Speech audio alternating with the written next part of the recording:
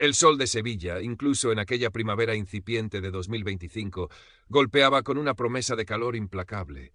Se filtraba a través de las altas ventanas de la Escuela Técnica Superior de Arquitectura, bañando las mesas de dibujo y las maquetas inacabadas en una luz casi sagrada. Pero para Amara Diop Cruz, esa luz a menudo parecía más un foco inquisidor que una bendición. Se sentía grande bajo él, grande y oscura. Demasiado grande, demasiado oscura, para los pasillos pulcros y los susurros afilados de aquel templo del saber arquitectónico. Amara se inclinó sobre su cuaderno, el grafito deslizándose con una seguridad que rara vez sentía al caminar por esos mismos pasillos. En el papel las líneas cobraban vida, fusionando los arcos de herradura mudéjares con las curvas orgánicas de las casas de adobe senegalesas. Era su lenguaje, su refugio. Era donde su cuerpo, una presencia rotunda y negra que desafiaba las siluetas etéreas y pálidas que dominaban la escuela, no importaba. Solo importaba la visión. Era una mujer afro-española, negra, con la piel del color del ébano pulido y un cabello afro que hoy llevaba recogido en un turbante estampado con vibrantes bogolan. Era gorda, una palabra que había aprendido a no temer, pero que sentía como una barrera invisible en cada interacción. Sus curvas, generosas y firmes, ocupaban un espacio que muchos parecían considerar excesivo. A su lado Lucía Ramos, su única amiga verdadera en aquel lugar, parecía una pequeña y vibrante amapola. ¿Has visto quién ha puesto el cartel del premio Alhambra?, susurró Lucía, sus ojos chispeantes. Mendoza, como si fuera el rey del mambo. Amara levantó la vista. Al otro lado del gran salón, el profesor Álvaro Mendoza, catedrático de proyectos arquitectónicos, ajustaba el cartel en el tablón de anuncios. Era la antítesis de Amara. Blanco, de unos 50 años, tan delgado que parecía tallado en hueso, vestido con un traje gris impecable que gritaba privilegio silencioso. Su mirada, fría y calculadora, barrió el salón y se posó por un instante fugaz en Amara. Ella sintió el peso de esa mirada como una evaluación instantánea, una desestimación. Tragó saliva, su mano deteniendo el trazo del lápiz. El premio Alhambra era la oportunidad dorada, el sueño de todo estudiante de arquitectura en España. Y aquel año el tema era raíces sostenibles, diálogos entre tradición y futuro. No podía haber un tema más perfecto para ella. Voy a presentarme, dijo Amara, su voz más firme de lo que se sentía. Lucía sonrió. Claro que sí, tía. Tu proyecto de fusión es la bomba. Si Mendoza tuviera 2 dedos de frente. Pero no los tiene, completó Amara con una sonrisa triste. Conocía a Mendoza. Había sufrido sus clases, sus comentarios velados, su manera de ignorar su mano levantada o de analizar sus propuestas con un arqueo de ceja que lo decía todo. Para Mendoza, la arquitectura era un club exclusivo, y Amara, con su piel, su cuerpo y sus ideas exóticas, no tenía la invitación. La clase de proyectos de esa tarde fue la prueba de fuego. Mendoza anunció oficialmente el concurso, sus labios finos apenas moviéndose. Esperamos propuestas que demuestren rigor, elegancia y una comprensión profunda de nuestra herencia, pero con una visión universal. La palabra universal en sus labios sonaba peligrosamente a europea y blanca. Llamó a varios estudiantes a presentar sus ideas preliminares. Javier Reyes, el favorito hijo de un constructor influyente, presentó un diseño pulcro, minimalista, blanco y de cristal. Mendoza asintió, complacido. Excelente, Javier, una línea limpia, contemporánea, muy internacional. Cuando llegó el turno de Amara, el ambiente cambió. Sintió las miradas clavadas en su espalda mientras caminaba hacia el frente, su cuaderno en la mano. Su corazón latía con fuerza, un tambor africano en un salón de flamenco. Señorita Diop Cruz, dijo Mendoza, consultando sus notas como si le costara recordar su nombre. Su idea. Amara respiró hondo. Propongo un complejo residencial bioclimático inspirado en la casba norteafricana y las casas patio andaluzas.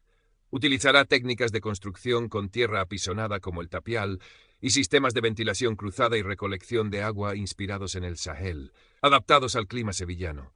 Un puente entre 2 orillas, 2 formas de entender la sostenibilidad que se enriquecen mutuamente. Habló con pasión, sus manos dibujando formas en el aire. Por un momento olvidó dónde estaba, olvidó las miradas. Solo existía la idea, vibrante y llena de potencial. Cuando terminó, un silencio denso llenó la sala. Mendoza la observó durante un largo instante, su rostro inexpresivo. Luego, una sonrisa casi imperceptible curvó sus labios. Una propuesta, señorita.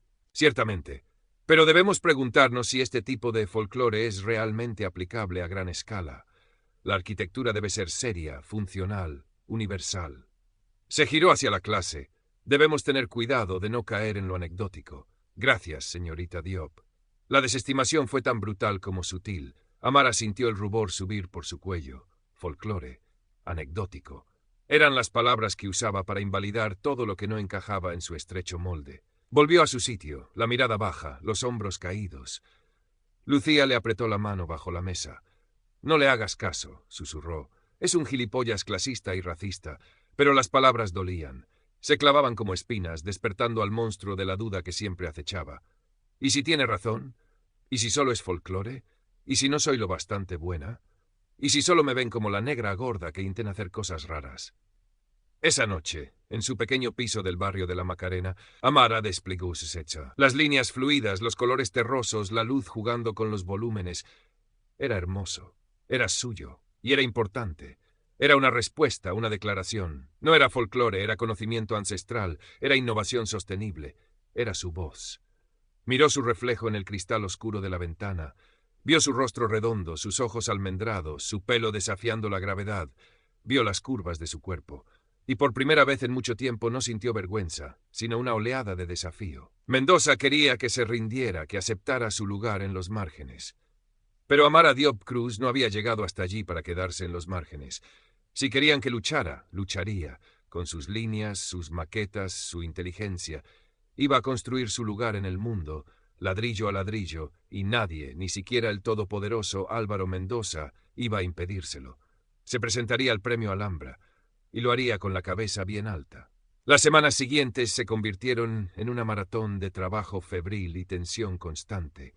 Amara pasaba días y noches en el taller de maquetas de la escuela, un espacio que a menudo sentía hostil. Sentía las miradas de reojo cuando luchaba por alcanzar algún material en los estantes altos. Oía los susurros ahogados cuando se sentaba en los taburetes que parecían demasiado frágiles. A veces encontraba sus planos movidos o sus herramientas perdidas, pequeños actos de sabotaje que nunca podía probar, pero que sentía como picaduras de mosquito, constantes e irritantes. Mendoza, por su parte, jugaba un juego más sutil. Durante las tutorías obligatorias, dedicaba minutos escasos a su proyecto, hojeando sus planos con desinterés fingido. «Asegúrese de que la estructura sea viable, señorita Diop. Estas formas orgánicas pueden ser caprichosas», comentaba, sembrando dudas donde debería haber ofrecido guía. Le asignó lecturas adicionales y trabajos menores, tareas que la desviaban de su objetivo principal, justificándolas como necesarias para ampliar su perspectiva. Amara sabía que era una táctica de desgaste, pero tenía a Lucía. Su amiga le traía café, la ayudaba a cortar cartón pluma hasta altas horas de la noche y, sobre todo, actuaba como su escudo emocional. «¿Sabes lo que me ha dicho hoy Javier?», le contó Lucía una tarde, mientras Amara lijaba cuidadosamente una pieza de madera para su maqueta. «Que tu proyecto es mono, pero que no ganará porque no es lo que busca el jurado. El descaro. Como si él supiera lo que busca el jurado, aparte de lo que le chiva Mendoza». Javier Reyes, con su sonrisa fácil y su confianza heredada, era una presencia constante y molesta. A menudo, casualmente, pasaba por la mesa de Amara, lanzando miradas demasiado interesadas a sus bocetos. «Interesante ese sistema de recogida de agua, Amara. Muy ingenioso», le dijo una vez, con una familiaridad que la puso en guardia. Hubo momentos oscuros, noches en las que Amara, agotada y abrumada por la presión y las microagresiones, se sentaba frente a su maqueta y lloraba en silencio. Recordaba a una profesora en el instituto que le había sugerido estudiar algo más práctico, porque las chicas como tú, y Amara sabía que como tú significaba negra y gorda, lo tienen más difícil en carreras tan competitivas. Recordaba las miradas en las tiendas de ropa, la dificultad para encontrar prendas que no fueran negras o grises, como si su cuerpo no mereciera el color. Todo ese peso volvía, amenazando con aplastar su determinación. Pero entonces miraba su maqueta. Veía la belleza de las curvas que evocaban las dunas del desierto y las colinas andaluzas. Veía la inteligencia del diseño, cómo cada elemento respondía al clima, a la cultura, a la necesidad humana de refugio y comunidad. Y recordaba a su abuela en Dakar, contándole historias bajo un baobab, y a su abuelo en Triana, enseñándole los secretos de los azulejos y el frescor de los patios. Su proyecto no era solo arquitectura, era ella misma, era su historia, era su puente. La revisión intermedia fue un campo de batalla. Se celebraba en el salón de actos, con varios profesores del departamento presentes, además de Mendoza. Amara sintió el sudor frío en sus manos mientras esperaba su turno. Javier presentó antes que ella su maqueta impecable, su discurso pulido. Recibió elogios unánimes. Cuando Amara subió, Mendoza la presentó con una formalidad helada. Ella comenzó a explicar su proyecto, su voz temblando al principio, pero ganando fuerza a medida que se sumergía en su visión. Mostró los planos, las secciones, las perspectivas. Y este patio central, inspirado en el impluvium romano pero reinterpretado con vegetación autóctona y un sistema de nebulización, crea un microclima que reduce la necesidad de aire acondicionado en más de un 30%, explicaba, señalando la maqueta. Mendoza la interrumpió. Muy poético, señorita Diop, pero ¿ha considerado el coste de mantenimiento de un sistema tan exótico y la durabilidad del tapial en un entorno urbano moderno? No estamos construyendo una aldea en Mali, estamos en Sevilla. La palabra aldea fue una bofetada. Amara sintió la sangre hervir, pero respiró hondo, recordando las palabras de su madre. Tu mente es tu mejor arma. Profesor Mendoza, respondió su voz clara y firme, el tapial, utilizado durante siglos en Andalucía, es uno de los materiales más duraderos y sostenibles que existen. Y el sistema de nebulización, lejos de ser exótico, es una tecnología moderna de bajo consumo. Mi proyecto no es folclore, es una síntesis de soluciones probadas y tecnología actual, perfectamente viable económicamente, como demuestra el estudio de costes adjunto. Sacó una carpeta y la puso sobre la mesa. Un murmullo recorrió la sala. Una de las profesoras invitadas, una arquitecta de renombre de Madrid, miró a Amara con nuevo interés. Me parece una propuesta muy sólida y necesaria, señorita. La fusión cultural es valiente y la base técnica parece rigurosa. Mendoza apretó los labios, su rostro una máscara de contrariedad. No pudo rebatirla. Amara había hecho sus deberes. Por primera vez sintió que había ganado una pequeña batalla, pero la guerra no había terminado. Unos días después, Lucía la encontró pálida y furiosa en el taller. «¡Ha sido Javier!», exclamó Amara. «He visto sus últimos bocetos. Ha copiado mi sistema de ventilación cruzada, casi línea por línea, y Mendoza se lo ha elogiado delante de todos». Fue un golpe bajo, una traición que la dejó sin aliento. Se sentía robada, violada en su creatividad. Esa noche, la duda volvió con fuerza. ¿Valía la pena? ¿Podía realmente ganar en un juego donde las reglas estaban amañadas, donde su propio profesor parecía conspirar en su contra? Salió a caminar por las calles de Triana, el aire nocturno cargado del olor a azahar y río. Cruzó el puente, viendo las luces de la Giralda reflejadas en el Guadalquivir. Pensó en los alfareros del barrio, en los cantaores de flamenco, en generaciones de andaluces y gitanos que habían resistido, que habían creado belleza y arte a pesar de la pobreza y la marginación. Pensó en su padre, que había cruzado el estrecho en una patera con nada más que esperanza, y en su madre, que había luchado contra los prejuicios para casarse con él. Sus raíces eran profundas, tanto en la tierra roja de África como en el albero de Andalucía, y esas raíces le daban fuerza. No podía rendirse. No debía rendirse. Javier podía robarle una idea, Mendoza podía intentar humillarla, pero no podían robarle quién era. Volvió al taller con una determinación renovada. Rediseñó parte del sistema de ventilación, haciéndolo aún más eficiente, aún más integrado en la estética general. Trabajó con una furia silenciosa, cada línea un acto de desafío, cada pieza de la maqueta un testimonio de su resiliencia. Su proyecto se volvió más fuerte, más audaz, más ella. Estaba lista para la final. El día de la presentación final del premio Alhambra, el salón de actos del Real Alcázar de Sevilla bullía de expectación. El aire era denso, cargado de ambición, nervios y el perfume caro de arquitectos consagrados. El jurado, presidido por un famoso arquitecto de Barcelona, incluía a la profesora de Madrid que había mostrado interés en Amara y, para su desmayo, al profesor Mendoza. Su presencia allí se sentía como una nube oscura en un día soleado. Amara, sentada entre los finalistas, intentaba controlar su respiración. Llevaba un vestido de lino de un azul cobalto intenso, un regalo de su madre, y su pelo afro estaba recogido en una elegante corona adornada con cuentas de ébano. Se sentía como una reina guerrera preparándose para la batalla. A su lado, Lucía le dio un último apretón de manos. «Vas a arrasar». Las presentaciones se sucedieron. Diseños pulcros, discursos ensayados. Javier Reyes fue el penúltimo. Su maqueta era impresionante, sus renders impecables. Explicó su proyecto con la confianza de quien se sabe ganador. Cuando mencionó su innovador sistema de climatización natural, Amara apretó los puños, pero mantuvo la compostura. Recibió aplausos entusiastas. Y finalmente, anunció el presidente del jurado, Amara Diop Cruz, con su proyecto Puente de Tierra y Aire. Amara se levantó. Sintió cientos de ojos sobre ella mientras caminaba hacia el estrado. Sintió su negritud, su gordura, como si fueran etiquetas fluorescentes. Vio la mirada fría de Mendoza esperando su caída. Pero cuando sus manos tocaron la superficie lisa de su maqueta, un torrente de calma la invadió. Este era su territorio. Comenzó a hablar. Su voz, al principio un susurro, creció en volumen y convicción. No se limitó a describir su proyecto, contó su historia. Habló de la sabiduría ancestral de construir con la tierra, de la inteligencia climática de los patios andaluces y las casbahs. Habló de sostenibilidad no como una moda, sino como una necesidad y una herencia. Mi proyecto no busca replicar el pasado, dijo, su mirada recorriendo al jurado, deteniéndose un instante en Mendoza. Busca aprender de él para construir un futuro más justo, más respetuoso con nuestro planeta y con nuestras diversas culturas. Puente de Tierra y Aire es un diálogo, una celebración de cómo diferentes sabidurías pueden unirse para crear algo nuevo y bello.